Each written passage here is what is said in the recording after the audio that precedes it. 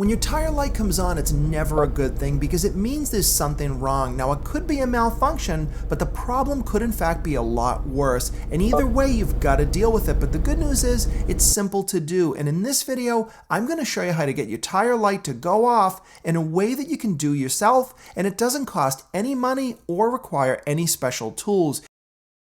And it all starts at the wheel. Now, of course, you know how to add air to a tire, and that's done through that thing there called the valve stem. But what you probably didn't know is that behind that valve stem is an electronic sensor. Now, they're self-contained, and all they do is monitor tire pressure, and they report back to your car what the pressure is, and that's what can trigger that light. So if there's anything going on that triggers the light, it means there's something wrong.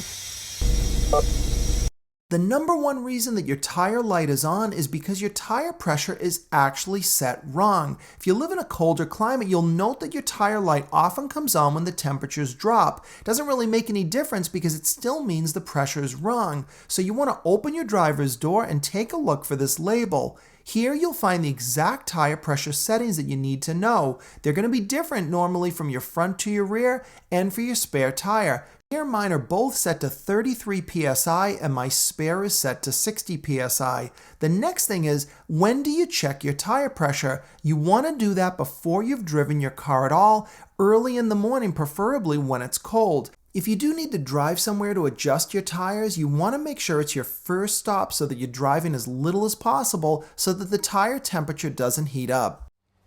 And there's only one way to check and adjust the pressure. You need to do it on all four tires. Many people will go around, they'll check one or two, and then they decide they're done, and your light will still stay on. You want to start at the first tire and go tire to tire and set the pressure correctly until you're done with all four tires. Do not skip this step. It's the biggest reason the light will end up staying on. Our next tip is to check your fifth tire. Now you might be thinking, where is it? Well, that's actually your spare tire. This is the biggest reason that people end up at dealers paying big money just to get their tire light to go out. Many spare tires actually have one of those TPMS sensors in them, which means that you have to adjust that tire as well. Not all spare tires have TPMS sensors, but you really can't tell which ones do or don't. And this is the most common reason people end up at a dealer spending upwards of $200 just to get their tire light reset when all they needed to do was adjust the pressure in their spare.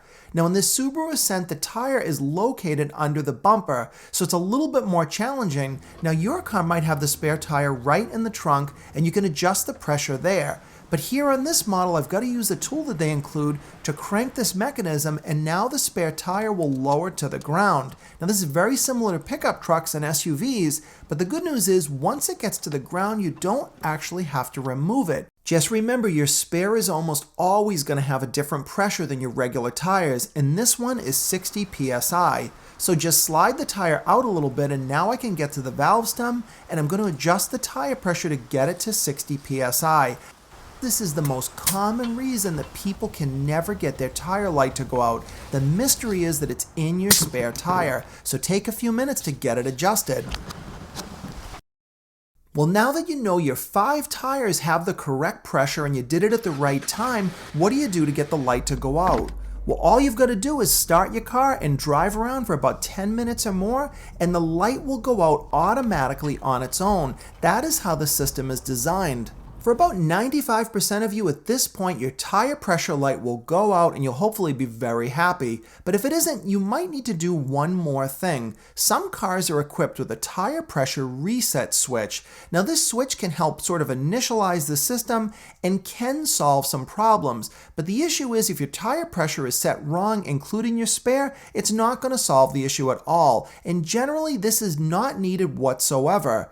Now, if your light is still on and you've done all of this, you may have to go to your dealer because occasionally those sensors do fail or they need replacing. But they have a lifespan of about 10 years and many people have them a lot longer. So the reason I didn't start with that is that your system is generally working fine. It comes down to setting the right pressure at the right time and making sure you include your spare to solve the problem once and for all. Now, you might be thinking, what happens when the summer comes and the temperatures go up? Well, I recommend checking your pressure regularly anyway, but it's a good idea when temperatures start to go up quite a bit to check it again in case you have a little bit too much pressure. So I hope this showed you how to solve a very annoying problem and make your life a little bit easier without spending money at a dealer. So I hope you liked this video, maybe found it useful. If you did, please give me a thumbs up and subscribe to my channel if you're not already for more videos coming up.